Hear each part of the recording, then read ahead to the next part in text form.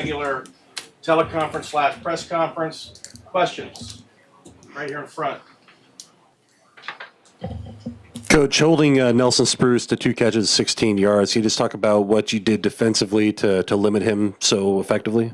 A combination of things. Obviously, the nice job. The ability to kind of put another coverage guy, whether it's a secondary guy or a backer, you have to account for that guy's gap with somebody else inside. And our defensive line played probably one of their best games all year that allowed us to do that.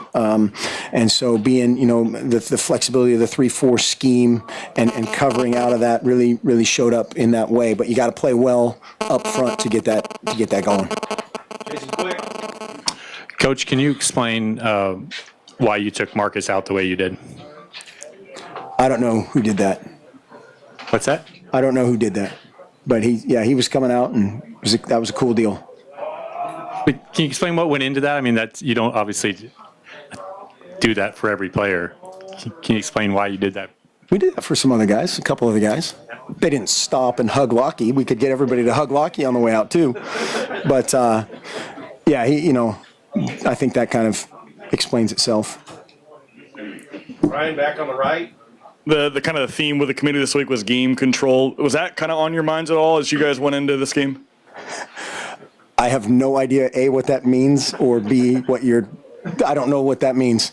I guess was the margin of victory or just the playing throughout, was that on your mind at all, or was just kind of getting through this game healthy the big priority? I want to score 1,000 points every single game, and that I'm a maniac that way. I want those guys to play perfectly and effort, finish, and assignment, all those things.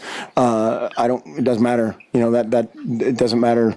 All those, the new stats and everything that is sprouted out of that, I really don't even know. I don't know what that means, and I wasn't aware that we needed to do something differently. But other than play our best for one play and move on.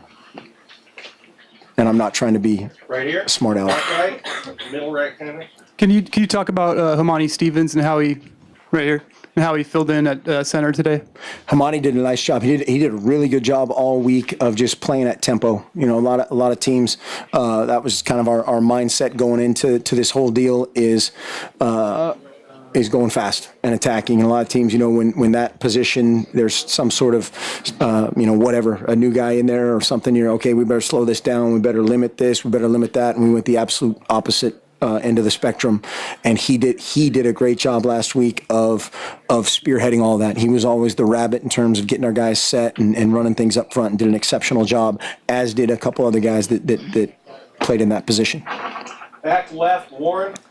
Mark, before the game, you said goodbye to all your seniors, and of course we saw that you had some tears in your eyes. Can you just talk about what that... It was the rain. Was it? Can you talk about what that ceremony meant to you and what this senior class has meant to you, the winningest senior class, I think, in quite some time?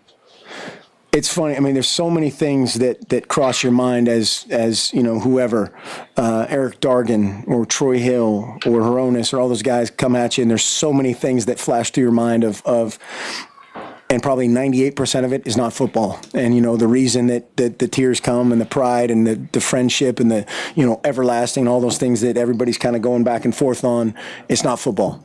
It's a vehicle for a lot of great things, and when they really leave, it'll be tough. Today was a little bit more, celebratory condensation in the eyeballs, whereas down the road it'll be hard. But if it's, as a wise old man from the Greek Isles told me, if it's hard, it's good.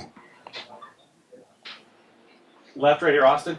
Mark, this team's played pretty consistent football ever since that Arizona game. What do you attribute that to? A bunch of competitive dudes that care about each other and came back. I think, like we talked about immediately in the aftermath of that game, and thanks for bringing it up, is they just went back to work and talked about us and we and didn't finger point for 1 second. And that's a sign of a bunch of guys, again, that are mature, that care about each other, and I think have just fought for each other and battled and they are where they are. Middle right here, Tyson. Steve Greatwood. Steve Greatwood's going to be in the back. Mark, just kind of talking a little bit more about the seniors. How much did you allow them to kind of weigh the sentimentality of the fact that it's their last game here, when hopefully you guys still have a very large portion of your schedule to go from here?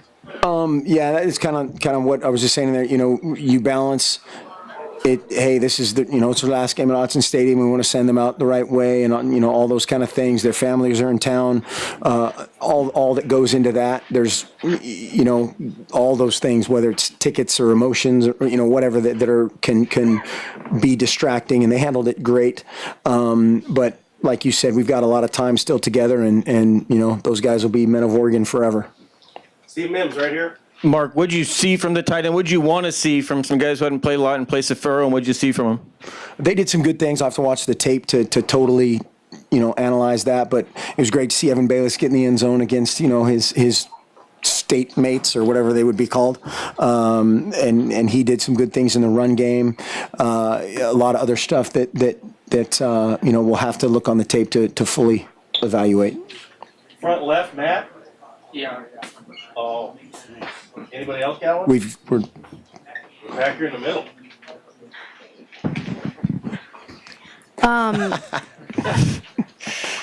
Do you know This is brought to you by Pape Agriculture something.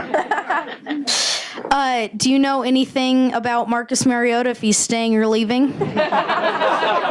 I mean that's like the talk around school. Is he staying or is he leaving? What is the talk around school? What are you guys? How have you broken it down? What do you think he'll do? Well, there's 3 things that go on at O'Hara Catholic, or 4. Okay. There's Jesus. There's girls, and there's Marcus Mariota. Wow. I'm so sorry. No, hey, this is the best question. And I think everyone would agree on that, correct? Yeah. So Jesus, girls, and Marcus Mariota. We've got a poster in the works, I think, there too. I have no idea, but I know that if he went to O'Hara, he would be a great student and a great person, and somebody that everybody could look up to. All right, good question. Yeah, who's next after that? All right, thank you, Joe. Thanks. Yeah, what's the 4th thing?